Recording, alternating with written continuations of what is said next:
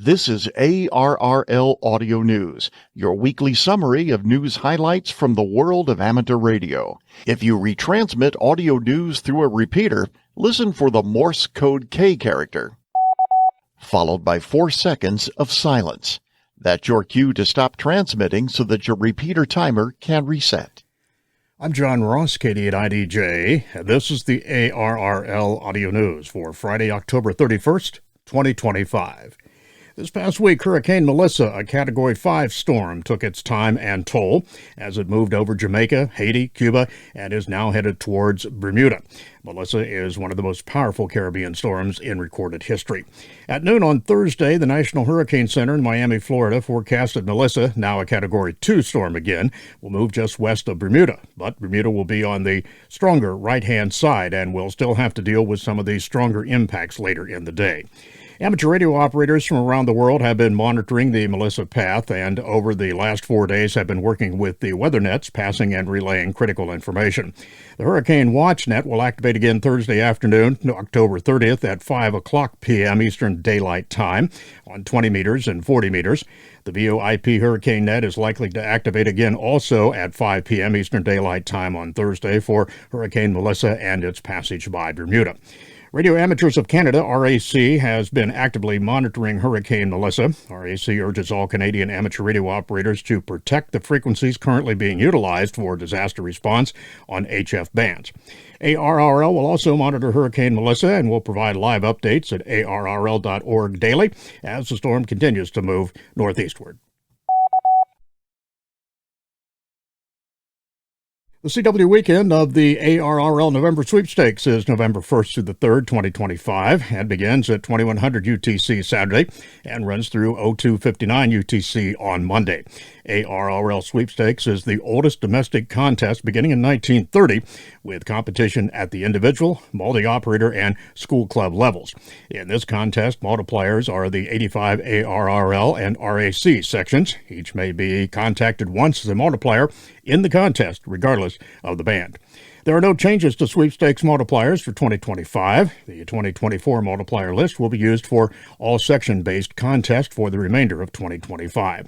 And while the exchange may be daunting for the first-timers, it's familiar to those who operated in this contest before. Contacts may be made on 160, 80, 40, 20, 15, and 10 meters, but because multipliers may be worked only once, activity tends to cluster on the bands that are open and populated. See the full set of rules and additional information at www.arrl.org/sweepstakes. The ARRL Foundation Scholarship Program has opened the application window for 2026 scholarships. Applications will be accepted through December 30th, 2025 at 12 p.m. Eastern Standard Time. Students are encouraged to apply for more than 170 scholarships, ranging from $500 to $25,000. All applicants must be active FCC-licensed amateur radio operators. The scholarships were established by generous donors and are managed by the ARRL Foundation as a means to inspire youth to explore amateur radio and to pursue higher education and related career paths, and especially in wireless communications. In 2025, the ARRL Foundation was awarded 170 awards totaling $800,000. More information and the online application are available at arrl.org.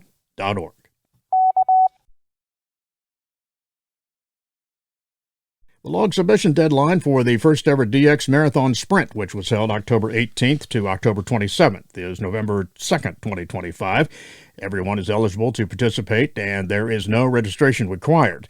To upload your amateur data interchange format ADIF log, go to ENTRY, that's entry.dxmarathon.com, and submit it. Those who participated in the CW SSB over this past weekend are perfect candidates to participate in the sprint. Everyone will receive a beautiful certificate that will highlight their accomplishments. The year-long DX Marathon program has been around for many years.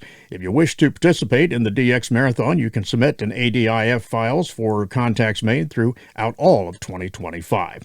And you can continue to submit as many times as you wish through the end of the year. The deadline for the final 2025 DX Marathon log submission is January 6th, 2026. The 20th anniversary ARRL online auction, sponsored by RT Systems Incorporated, went off without a hitch on October 10th through the 16th, 2025. In addition to hundreds of views, the auction saw 294 individual bidders vying for product review equipment, vintage books, mystery junk boxes from the ARRL lab, and more. 1,395 bids were recorded, with 12 items finishing in overtime bidding. The top 3 items with the most bids were as follows: 32 bids on the mystery duffel bag, 29 bids on the Kenwood single sideband transceiver, the TS520, and 28 bids on one of the ARRL lab junk boxes. This year's ARRL online auction grossed more than $36,000. Proceeds from the yearly online auction go directly to ARRL education and programs and products. We would like to express our sincere appreciation to our corporate partners and to members for your generous donations.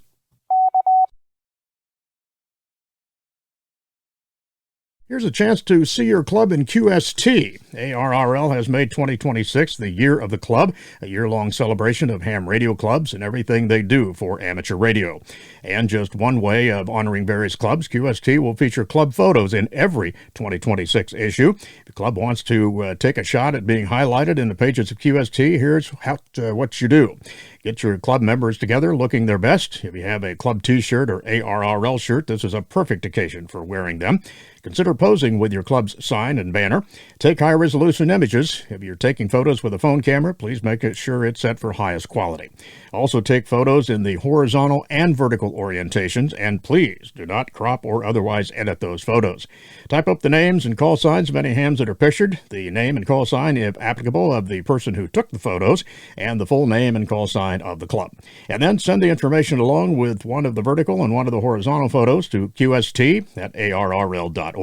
And remember to read QST each month in 2026 to see if your club has been featured.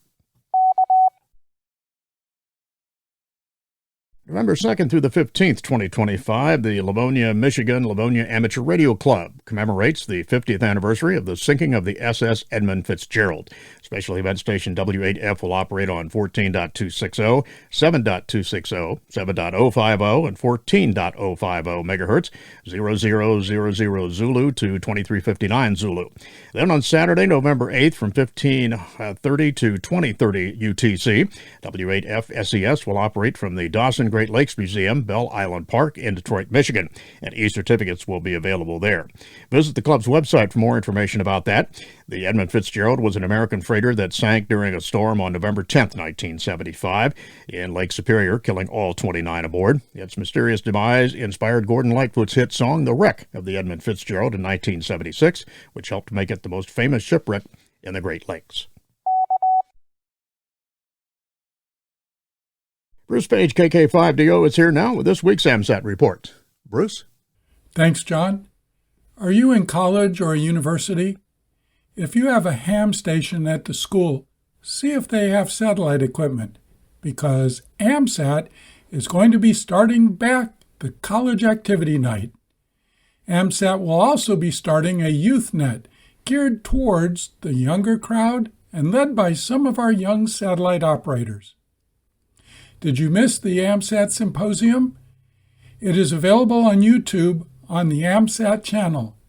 Just do a search for 43rd AMSAT, and you will find Day 1, Day 2, and the annual general meeting. All of the talks were done by those volunteering their time. Whether it was the programming of the IHU, designing the placement of parts on one of the boards, building the boards and testing them, or designing something new for the satellites. This cannot be done without the volunteers. If you're interested in helping design and build the next generation of satellites, get in touch with us on our website, amsat.org. Click on Get Involved, and then Volunteer for AMSAT. You never know where your talents fit in. This is Bruce Page, KK5DO. Back to you, John. And thanks, Bruce, for that report. Just ahead in radio sport this week, on November 1st, the IPARC contest, that's CW. November 1st and 2nd, the UKEIDX contest, that's single sideband and phone. On November 1st to the 3rd, it's the ARRL Sweepstakes contest, CW. November 2nd, the IPARC contest, single sideband phone there. November 3rd, the RSGP 80-meter Autumn Series, that's data and digital. And on November 4th, the ARS Spartan Sprint, that's CW. November 5th, the UKE ICC 80-meter contest, that's phone. And on November 8th through the 9th, the ARRL EME contest, that's CW phone and digital. And remember to visit the ARRL contest calendar for more events and information.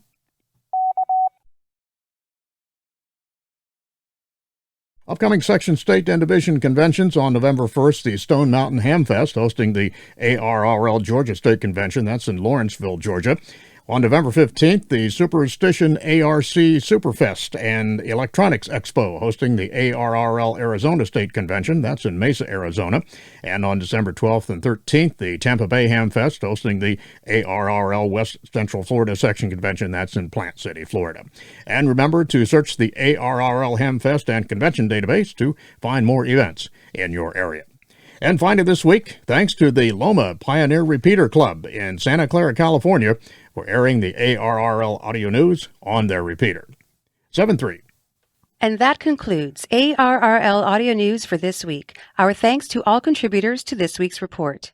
ARRL Audio News is produced by the American Radio Relay League, the National Association for Amateur Radio. For more information on amateur radio or the ARRL, visit us on the web at arrl.org.